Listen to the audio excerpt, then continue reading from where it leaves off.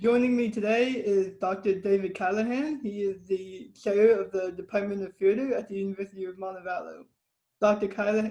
Callaghan, thank you so much for being here. You're welcome, Ryan. So, how is the Department of Theater responding to COVID-19?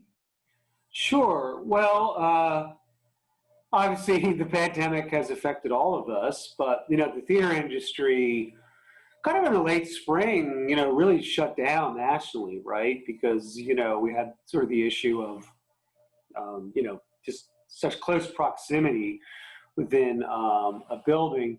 So, there were a lot of discussions over the summer of how to engage, kind of theater production and also theater training.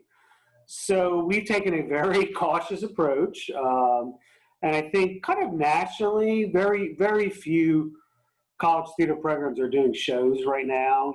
Some places are trying to do something on Zoom or whatever, but shows are pretty much set, kind of clamped down. In our situation, in terms of, so all that to say, we did not do our typical fall shows. So we're very much in the kind of national landscape that way.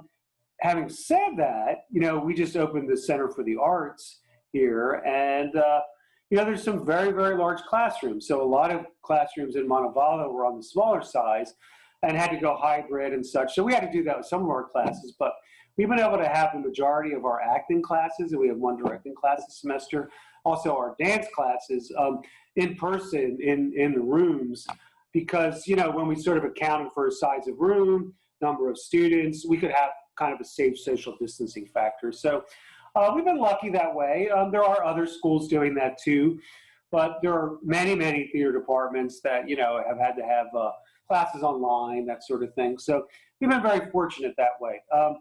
In the spring, also, like at this point, and it's so specific to your building, your facility, the kind of show you're talking about, but we have a lot more information now than we did the first week of classes in kind of like what we can do safely, we think. So we're going to do 2 productions in a kind of truncated, more modified way in the spring. And we think we can do those safely. We wanted to be very, very cautious this fall. So how has having the social distance, does that make it more difficult to teach theater? Yeah, well, it's different. So like like I said, the acting classes, and we have 2 musical theater acting classes. So the students are singing as well as acting. And in that case, we actually create a little more distance to be on the safer side, because if you sing, your aerosol is going farther. But yeah, they're, just like everywhere on campus, and for you and your classes, they have to wear masks and they have to social distance. So, doing an acting class with social distancing and masks is definitely different. And that'll be the case with the shows that we do in a reading capacity or a sort of, somewhat stage capacity. Everybody's still going to have to do masks and social distancing. So it's different. But, it's like any class situation, you realize, like, you can't do that particular assignment, but you can do this one. And you sort of find new ways to engage the material. So I would say overall, it's going very well, but it's definitely been some obstacles to engage. But I think particularly early on. But we're all in a pretty comfortable landscape with it now.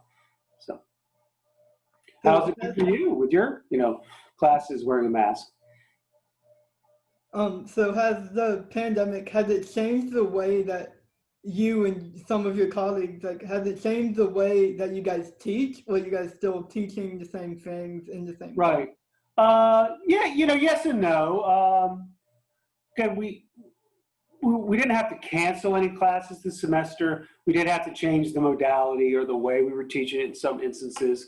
For example, our voice lessons, we have 35 or so students in private individual voice lessons. They're all online, It's just, a small room, singing, that just didn't feel safe practice. And again, that's pretty standard. It's kind of like the choir and the music department. They're working very spread out, but they're not performing as a choir, right? So, we had to modify. There are a couple of classes we're going to hold on in the spring in case, we would have to go back online. If we were in person, we think we would be okay. but we just don't feel good about teaching them online. So there have been some modifications for sure, like everybody. But again, we've been very lucky because we've been able to teach a number of situations and classes the way we would have normally, and that hasn't been the case for all departments, you know. So.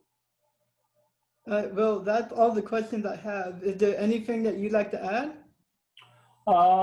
No, I think kind of covered it. You know, kind of the sort of big picture notion is that we're in a relatively kind of fortunate landscape, you know, the way we've been able to work. So, but, you know, we're always, like everybody, you know, safety first.